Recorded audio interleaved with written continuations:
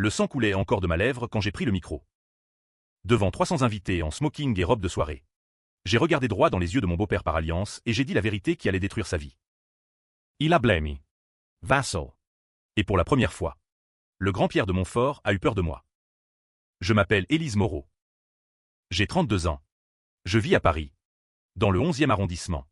Et jusqu'à ce mariage, j'étais la belle-sœur discrète. Celle qu'on invite par politesse. Ma sœur cadette, Camille, épousait Antoine de Montfort, le fils unique de Pierre, l'un des plus puissants avocats d'affaires de France. Pierre de Montfort, un nom qui fait trembler les salles d'audience. Un homme qui collectionne les victoires judiciaires comme d'autres les timbres. Et moi, j'étais la tâche sur son tableau parfait. Tout a commencé 6 mois plus tôt. Camille m'avait annoncé ses fiançailles avec des larmes de joie. Élise, tu seras ma témoin. Hein? Bien sûr que je l'étais. J'avais toujours protégé Camille. Depuis la mort de nos parents dans cet accident de voiture quand j'avais 20 ans et elle 15. J'avais été plus qu'une sœur, une mère de substitution. J'avais renoncé à mes études d'architecture pour travailler. Payer ses études. Veiller sur elle.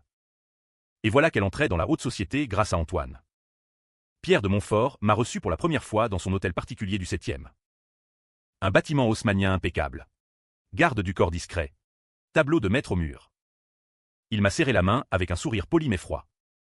Mademoiselle Moreau. Camille nous parle souvent de vous. Son ton disait le contraire. J'ai senti immédiatement le mépris. Pour lui, j'étais la provinciale. La fille d'un employé de banque et d'une institutrice. Celle qui n'avait pas le pédigré. Les mois suivants ont été une lente humiliation. À chaque dîner de famille, Pierre trouvait le moyen de me rabaisser subtilement. Élise travaille dans. Quel domaine déjà? La communication? Ah. Les réseaux sociaux. Intéressant. Ou pire, Camille a tellement de chance d'avoir une sœur aussi. Dévouée. Le mot dévoué sonnait comme domestique. Antoine riait nerveusement. Camille baissait les yeux. Moi, je serrais les dents. Mais le pire est venu 2 mois avant le mariage. J'ai découvert le secret. Par hasard. En rangeant l'appartement de Camille, j'ai trouvé une lettre cachée dans un tiroir. Une lettre écrite de la main de Pierre. Adressée à un notaire. Il y demandait de modifier le contrat de mariage pour protéger la fortune familiale, au cas où la belle-sœur indésirable causerait des problèmes. Et plus bas, une enquête sur moi. Ils avaient fouillé mon passé. Tout mon passé. Parce que j'avais un passé. À 22 ans, après l'accident de nos parents, j'avais fait une grosse erreur. Dépression. Dette. Solitude. J'avais été arrêté lors d'une manifestation qui avait mal tourné. Une nuit en garde à vue pour violence sur agent. Les charges avaient été abandonnées. Mais le casier existait. Et Pierre l'avait trouvé.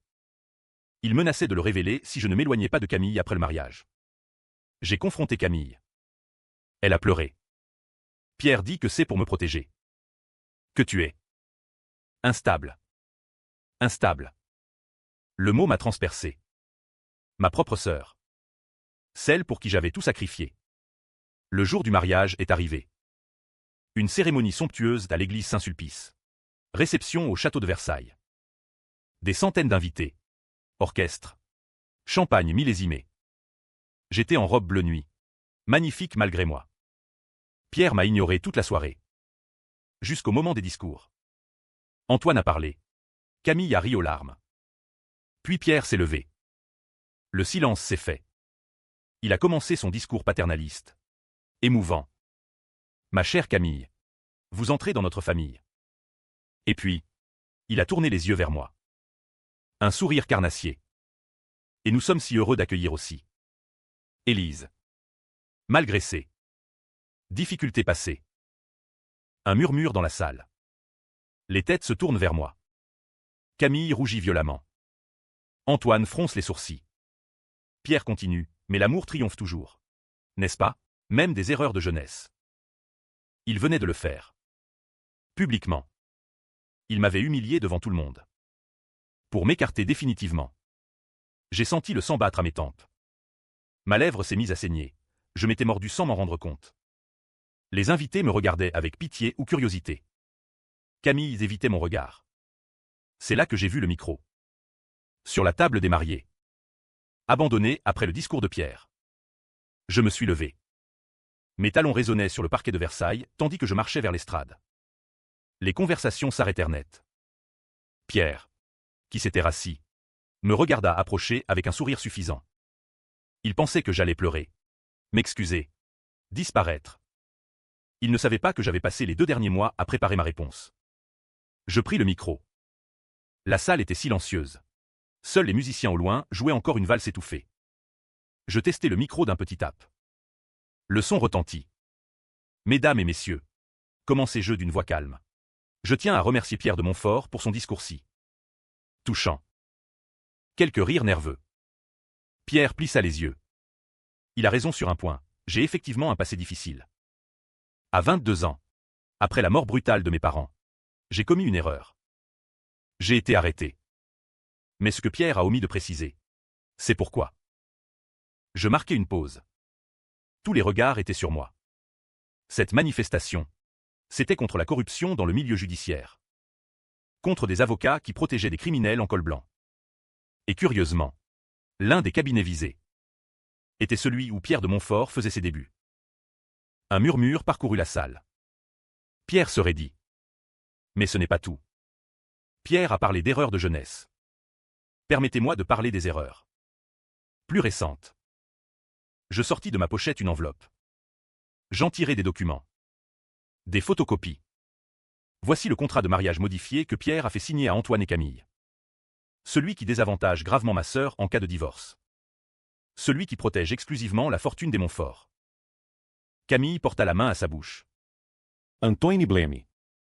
Et voici, continuai-je en brandissant d'autres feuilles, les preuves que Pierre de Montfort a payé un détective privé pour fouiller dans mon passé. Pas pour protéger Camille, mais pour me faire chanter. Pour m'éloigner. La salle explosa en murmures. Pierre se leva d'un bond. C'est ridicule, Élise. Vous êtes hystérique. Mais sa voix tremblait. Je souris froidement. Hystérique, comme ma mère, que vous avez fait interner il y a 30 ans. Un silence de mort.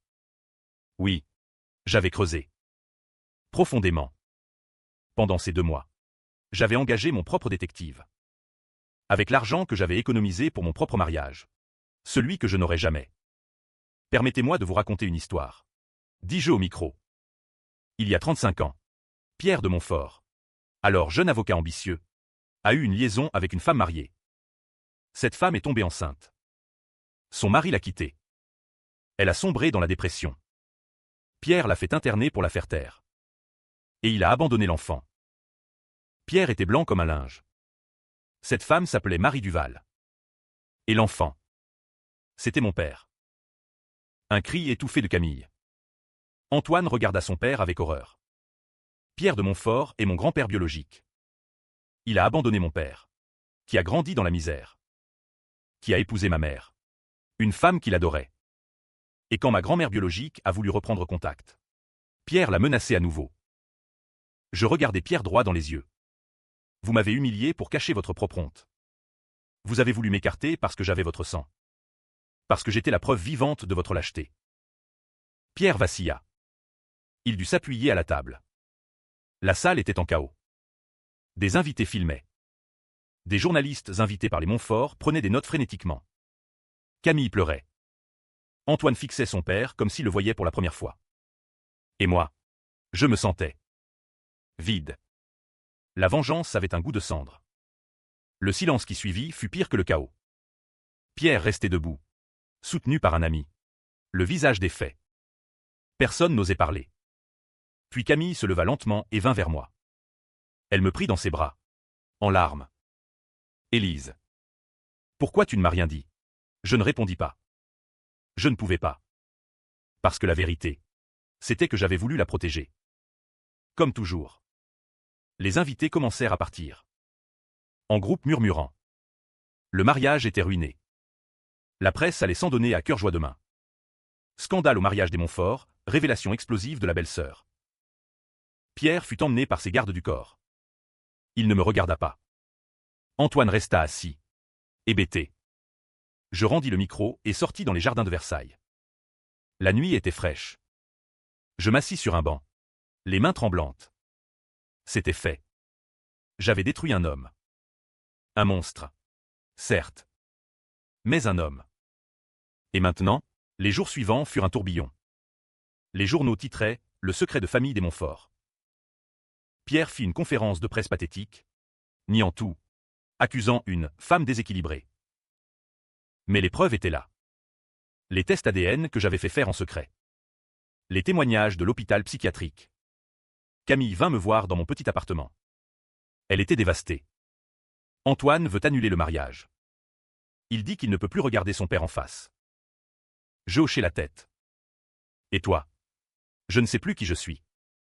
Tout ce que je croyais. Elle pleura longtemps dans mes bras. Comme quand elle était adolescente. Pierre tenta de contre-attaquer. Il porta plainte pour diffamation. Mais les preuves étaient trop solides. Son cabinet perdit des clients importants. Des associés démissionnaires. Un mois plus tard, il fit une crise cardiaque. Hospitalisé d'urgence. Je reçus une lettre de lui. Écrite de sa main tremblante. Élise, vous avez gagné. Je reconnais tout. Votre grand-mère. Je l'aimais. Mais j'étais jeune. Ambitieux. J'ai eu peur. Je n'ai jamais voulu vous faire du mal. Je voulais protéger mon fils. Si vous voulez me détruire complètement, je comprendrai. Pierre, je brûlai la lettre. Mais la vengeance n'était pas terminée. Parce que j'avais découvert autre chose. Pendant mes recherches, Pierre n'avait pas seulement abandonné ma grand-mère. Il avait fait pire. Beaucoup pire. L'accident de mes parents. Celui qui avait détruit nos vies. J'avais toujours cru à une fatalité. Pluie. Route glissante. Camion. Mais en fouillant les archives judiciaires, grâce à un ancien collègue journaliste, j'avais trouvé un dossier classé. Un témoin avait vu une voiture noire forcer mes parents à quitter la route. Le témoin avait été intimidé. L'enquête bâclée. Et la voiture noire était immatriculée au nom d'une société écran. Appartenant à Pierre de Montfort. Pourquoi? Parce que ma grand-mère, avant de mourir, avait contacté mes parents. Elle voulait révéler la vérité sur Pierre. Lui faire payer des décennies de silence. Pierre avait fait éliminer la menace. Mes parents étaient morts à cause de lui. Cette découverte me brisa. Je ne dormais plus. Je buvais. Je voyais son visage partout. Camille vint me voir. Elle avait quitté Antoine. Vivait dans un petit studio. Élise. Arrête. Tu te détruis. Il a tué nos parents. Camille. Elle pleura. Refusa d'y croire d'abord. Puis accepta l'épreuve. Nous décidâmes ensemble. Nous allions le faire tomber. Définitivement. Nous contactâmes la police. Réouvrîmes l'enquête sur l'accident. Avec les nouvelles preuves. Pierre fut arrêté. Chez lui. Menotté devant ses domestiques. Les journaux titrèrent « L'avocat déchu accusé de meurtre ». Le procès fut un cirque médiatique. Pierre nia tout. Accusa une machination. Mais les preuves s'accumulaient. Le témoin retrouvé. Les paiements suspects. Et moi, j'étais le témoin principal. Le jour du verdict, la salle était comble. Pierre était méconnaissable. Amaigri. Vieilli de 10 ans. Le jury délibéra longtemps. Coupable. Peine, prison à perpétuité. Il me regarda une dernière fois. Sans haine. Juste. Résignation. Camille et moi sortîmes du palais de justice sous les flashs. Les journalistes nous assaillirent. Élise Moreau. Regrettez-vous d'avoir détruit une famille? Je répondis calmement, il avait déjà détruit la mienne. Nous rentrâmes. Ensemble. Les mois suivants. Nous reconstruisîmes. Lentement. Camille reprit ses études. Je retrouvai du travail. Pierre mourut en prison. Crise cardiaque. 1 an plus tard. Je n'allais pas à l'enterrement. Mais quelque chose me rongeait encore. Un dernier secret. Pendant le procès, j'avais menti sur un point. Le témoin principal. Celui qui avait vu la voiture noire. C'était moi qui l'avais payé pour témoigner. Il n'avait jamais existé. J'avais fabriqué la preuve finale. Pour être sûr. Camille ne le savait pas. Personne ne le savait. Sauf moi. Et parfois, la nuit, je me demandais, qui était le monstre maintenant? Des années passèrent. Camille se maria à nouveau. Avec un homme gentil. Simple. J'étais son témoin. Discrète. Je ne pris pas le micro. Je vis seul. À Paris. Toujours dans le 11e. Parfois. Je passe devant l'hôtel particulier des Montfort. Vendu aux enchères. Habité par d'autres. Je ne regrette rien. Ou peut-être que si. La vengeance m'a libéré. Mais elle m'a aussi changé. Je ne suis plus la Élise d'avant. Je suis celle qui a pris le micro. Celle qui a fait vaciller un homme. Celle qui a gagné. À quel prix? Certains disent que j'ai eu raison. Que Pierre méritait pire. D'autres disent que j'ai détruit une famille innocente. Que Antoine et Camille ont souffert pour rien. Que je suis devenu comme lui. Je ne sais pas. Je sais seulement que quand je ferme les yeux, je revois son visage quand il a vacillé. Et je souris.